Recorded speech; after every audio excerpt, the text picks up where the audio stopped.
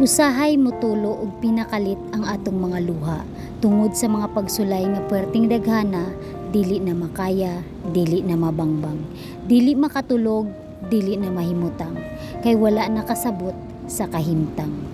Oo, tinuod nga usahay dili na ta makatulog tungod sa mga problema nga gipangpas-an ug dili na mahimutang kay wala nakasabot sa atong gibati sa atong kinabuhi.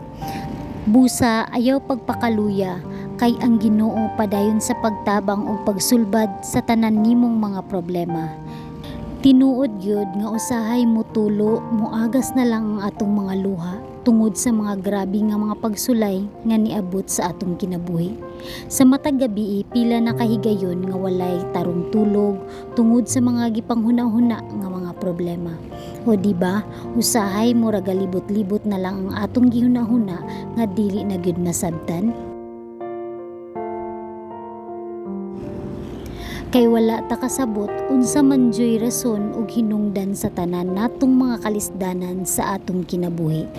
Pero hinumdumi lang gyud gihapon nga bisan pa man sa kadagko sa mga balud nga mohampak kanato, sa kakusog sa mga bagyo nga mulatigo kanato sa atong kinabuhi, bisan pa man mga lumos na kita sa mga pagsulay ug mga problema nga atong giatubang karon, ayaw lang gyud pagpakawala sa paglaom kay adunay usa ka Ginoo nga kanunay nagsud-ong ug naglantaw kanato. Siya kanunay andam maminaw ug mudawat ug andam mutabang kanato. Andam musapnay sa tanan natong gipangpas-an nga mga kasakit sa atong kinabuhi. Kung magpakaluya ta, kinsa pa may mubagon para sa atoa, diba? Mao nang ayaw tan-aw sa imong kaugalingon nga ikaw ray nag-antos ug nag-agwanta, dili ra gyud kay ikaw ra. Wala ka nag-inusara kay daghanta. Basta sa matag pag-antos, kanunay hinumdumi nga aduna kitay Ginoo. Sampit lang ug salig kaniya sa walay pagduha-duha.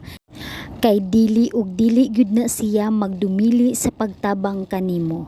Remember, ang tanan adunay rason, ang tanang problema adunay kasulbaran ug solusyon. Ang tanang kasakit adunay kahumanan ug kalampusan, kay dili na niya ihatag kung dili pa na nimo kaya. O diba?